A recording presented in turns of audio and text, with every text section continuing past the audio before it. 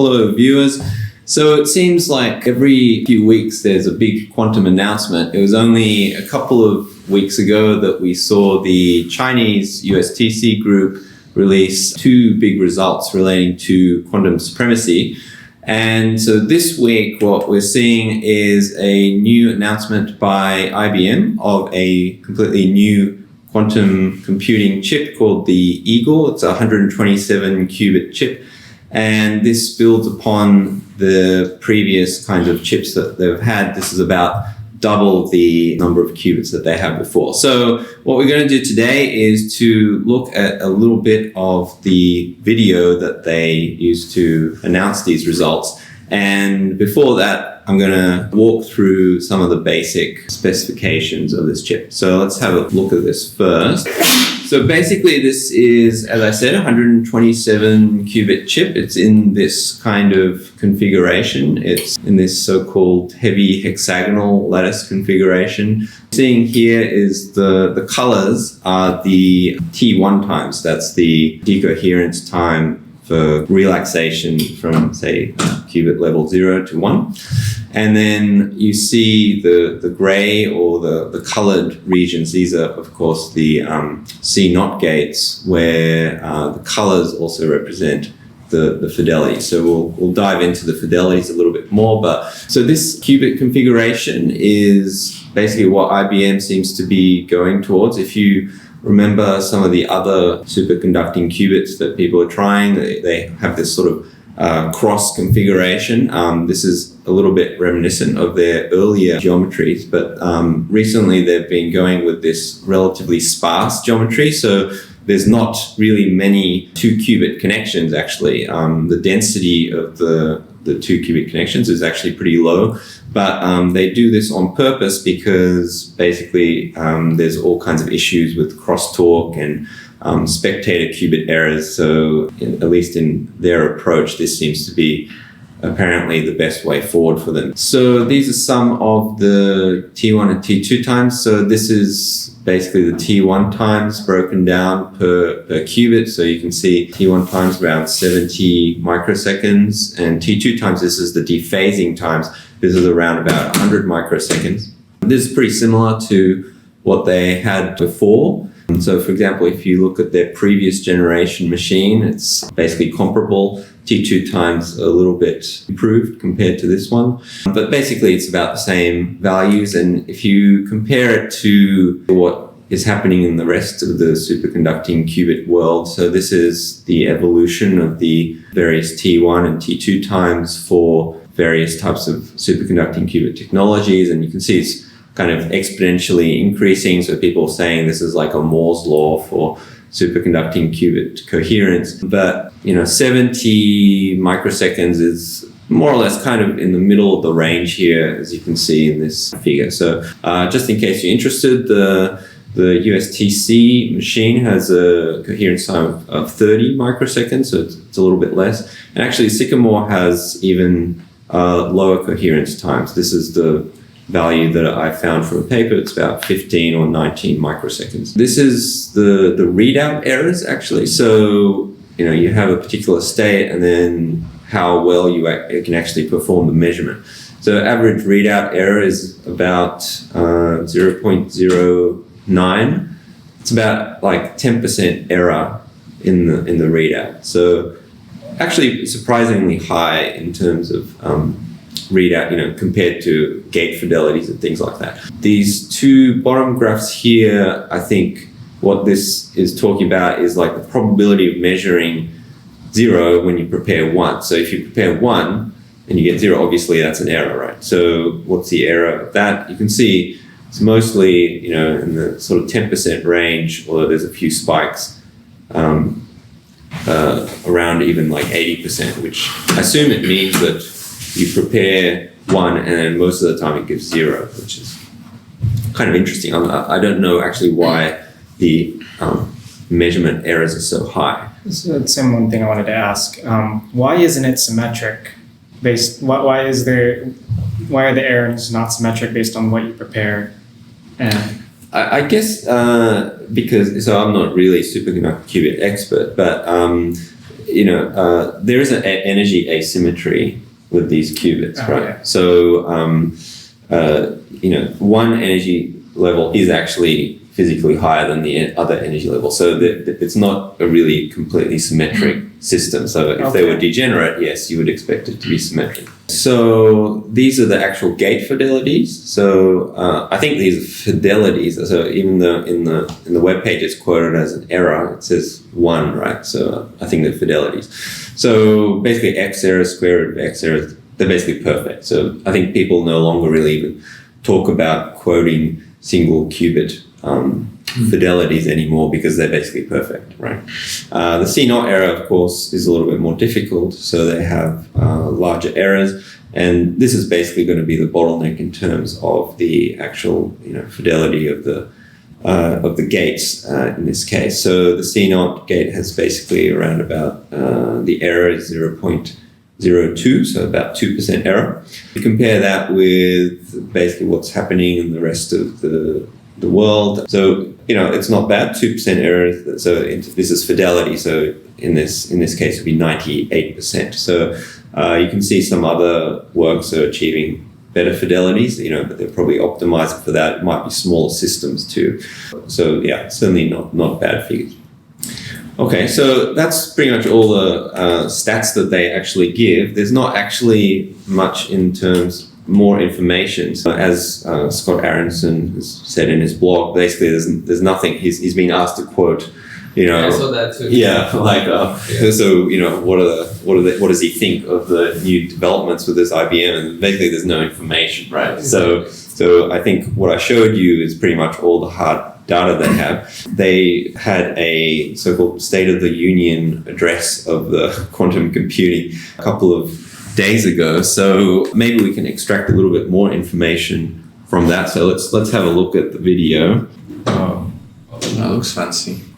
I want to welcome you all to the 2021 IBM Quantum Summit. So this is Jay Gambetta. Bringing together He's the brightest minds. an Australian guy, actually. Is Jay Gambetta a quantum expert, or what is his expertise? He's a quantum expert, yeah. So Okay. he did his PhD with Howard Wiseman, who's a well-known Australian quantum physicist. He's so he's been leading this quantum computing team at IBM for some time now, I think.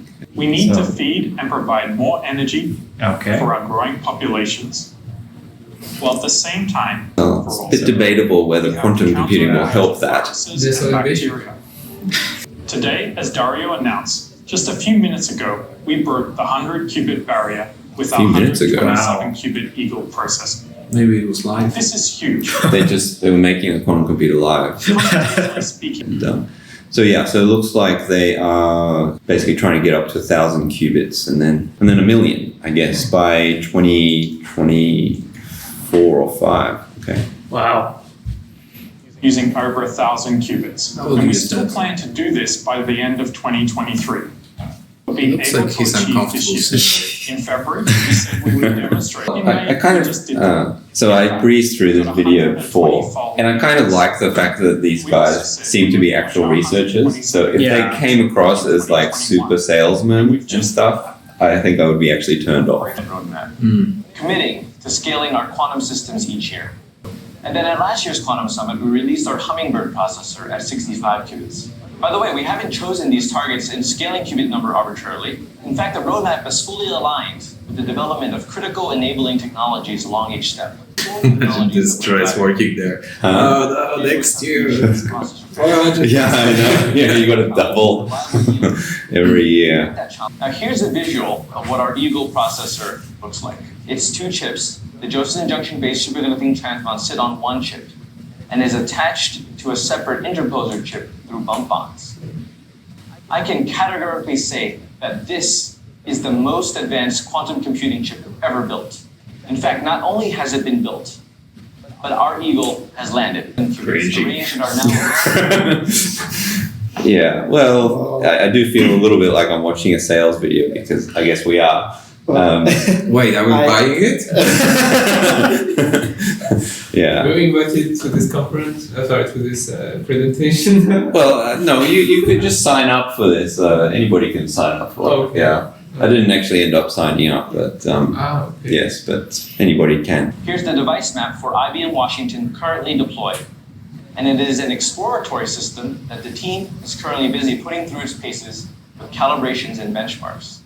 In fact, here's a circuit that Jade actually just ran this morning, showing entanglement across 4 qubits. But it's only 4 qubits. Okay. Yeah.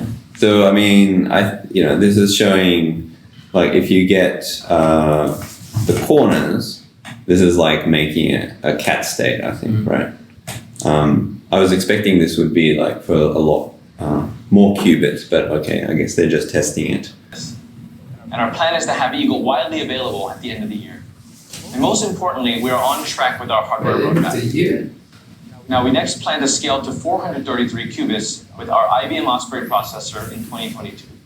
And for More this, than the double. team is already... This is a good thing about the superconducting qubit technology, which is that once you make one unit, I mean, just more or less have to print more of them. So making them is not the hard part. It's controlling them effectively. And I mean, D-Wave already made 2,000 qubit machines. So it's not that nobody's ever made a 2,000 qubit quantum computer. It's just that these ones are sort of better performing, I'd say.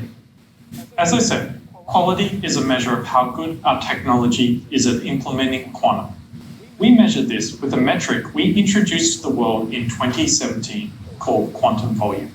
What is quantum volume? It's like a combination of how many qubits you have, and also like Thanks a lot, Jay. how Last deep year, your we quantum shared circuits aggressive are. industry case-setting development. And since then, we set ourselves the goal of doubling our quantum volume every year. So far, we've doubled it every year, and we currently have a quantum volume of 128.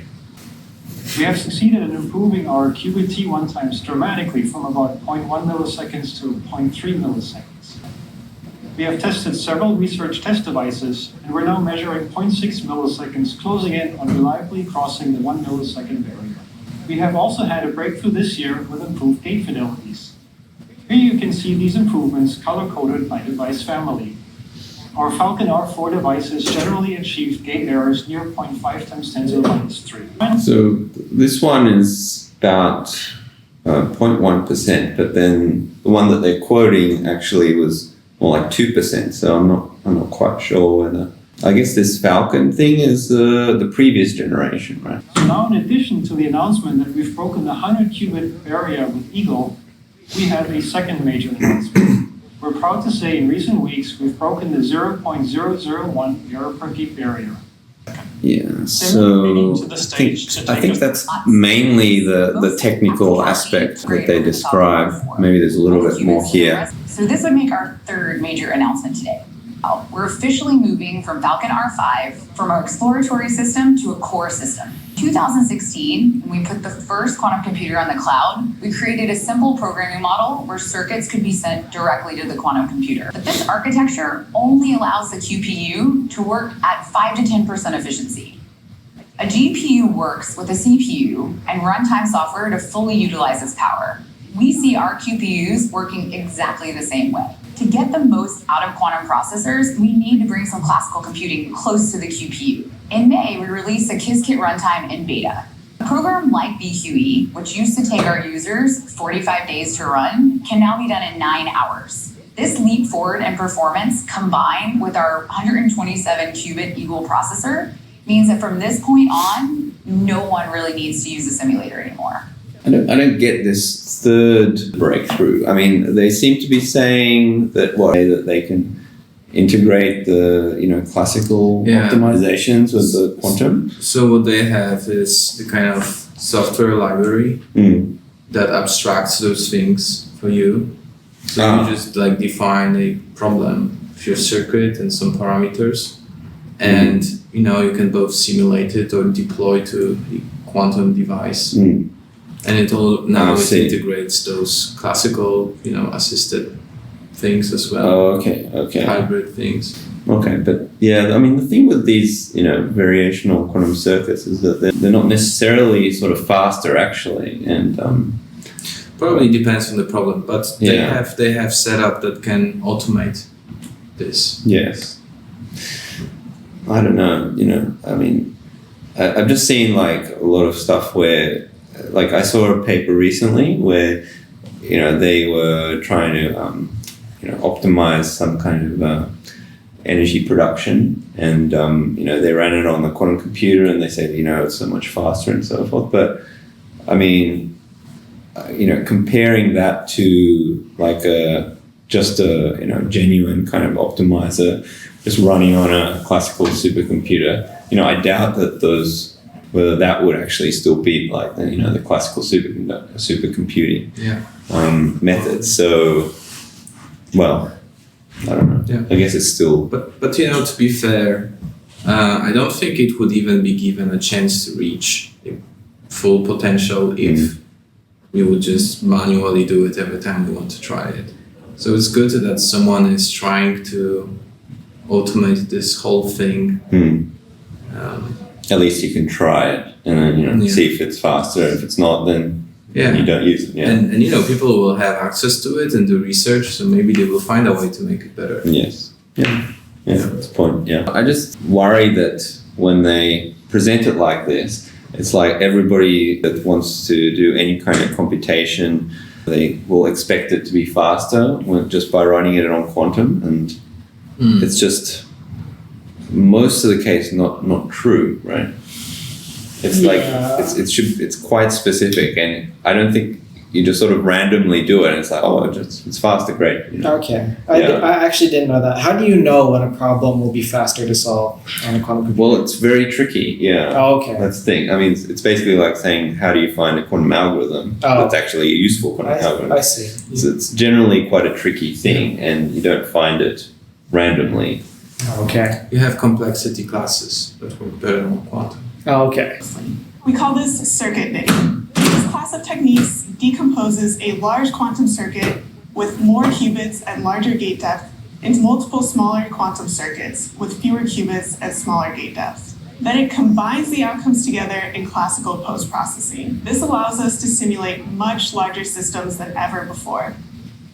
This year, we demonstrated circuit knitting by simulating the ground state of a water molecule using only 5 qubits with the specific technique of entanglement forging. Comment? Water molecule?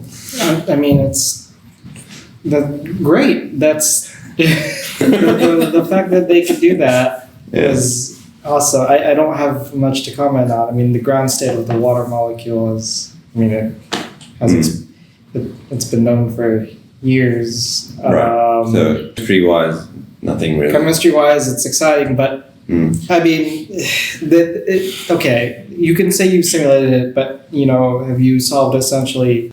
Have you solved the problem exactly, or is it the mean field type thing, which is much easier? And well, it's 5 qubits, so it's probably just it's probably the simplest version of solving for the ground state of a water molecule. Although I'm just curious to see the paper to see what they did. But I know people like Alon Asperguzik have been working on the application of quantum computing to doing these sorts of electronic structure problems in molecules. So it's interesting to see how much better they do. I'm just curious.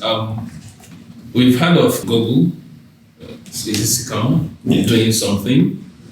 And we've heard of Chinese one, the Hefei, doing something. What has this one actually done? The IBM one? Yes. It's bigger. Actually, this one has done something. What has it done actually? Oh, it hasn't done anything. Yes. You mean like what circuits has it run? Yes. Well, we haven't seen anything like that yet. So this is all we've seen. There's this video, and then there's the data which I showed you right at the beginning. Yeah. That's it. Yeah, but apparently by the end of the year, you could use it yourselves. Oh, okay. So they didn't test it, and I see. Okay. Well, apparently they did a 4 qubit calculation this morning. So I think they haven't tested it very much, in terms of a lot of circuits or anything like that. Well, to me that makes more sense than quantum supremacy. Nature of IBM. This idea. As I said at the start, This is They huge. actually wants to do We've made a something. lot of announcements. That way, in comparison, Right. Oh, I see what you mean. Yes. For quantum put, after 2023, assuming we continue at the same rate, we are in the land of quantum advantage. We say the land because we don't think quantum advantage will be a fixed point in time or a specific event. We see it more as a continuum, where applications start off abstract and esoteric and become slowly more useful over time. So You would think that this is already in the quantum computational advantage regime, right? Yeah, it should be. Should be, right? that's what he said, though, right? We're in the land of Qubits. advantage. Well, he's saying it's continuum when we don't really, it's not a predefined moment or anything like that. So, it's a little bit of a different perspective to say that what the Chinese team or even what Google was saying, Like, that, we've reached quantum supremacy now. Yeah. We've done it, Maybe they want to compete with in a different task. In a task. And if they do better in some of them, then great. Yeah. Yeah. So perhaps they have a slightly different philosophy there. I have a question. Does it run Emacs?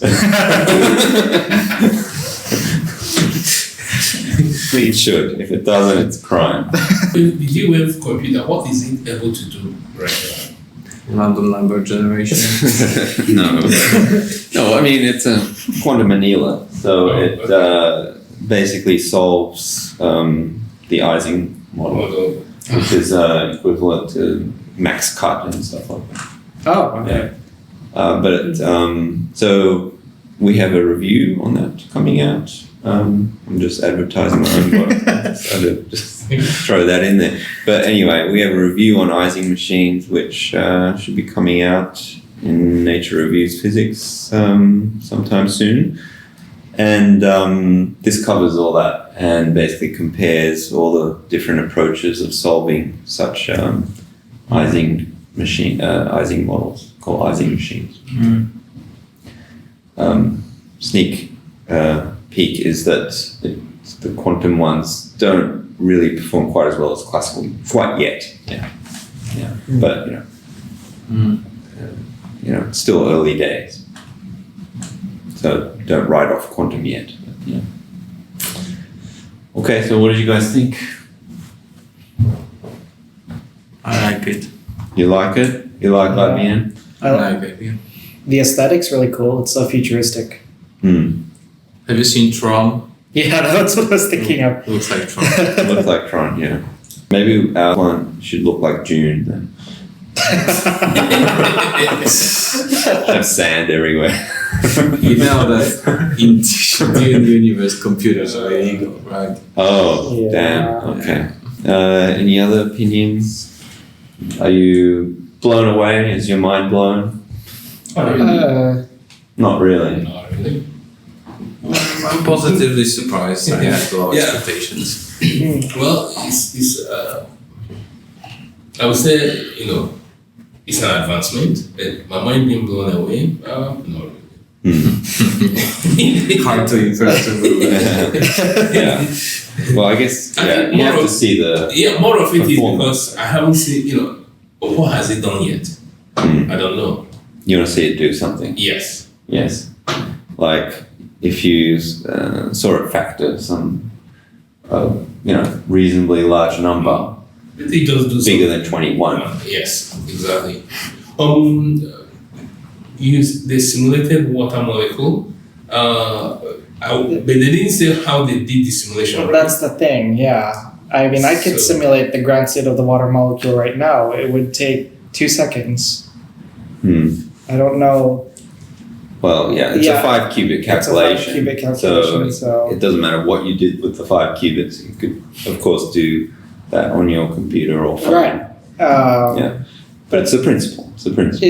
Right. I guess it shows that they can apply it to something that's industry wants. That's right. Which is But there's one thing you could not do if you do it in 2 seconds. You could not use the high port quantum. I thought you were optimistic. Like putting a negative spin on it. well, I believe it is a really something noble to chase. It would be really cool if you could do regular molecular electronic structure calculations with quantum computer. I just don't know how they do that yet, because I haven't seen what a quantum version of like the really sophisticated electronic structure methods even looks like yet. We're still developing those for the classical case, so it would be very interesting to see how far they get. Then we'll leave it there. And so thanks for watching, and we will see you in the next video. Bye.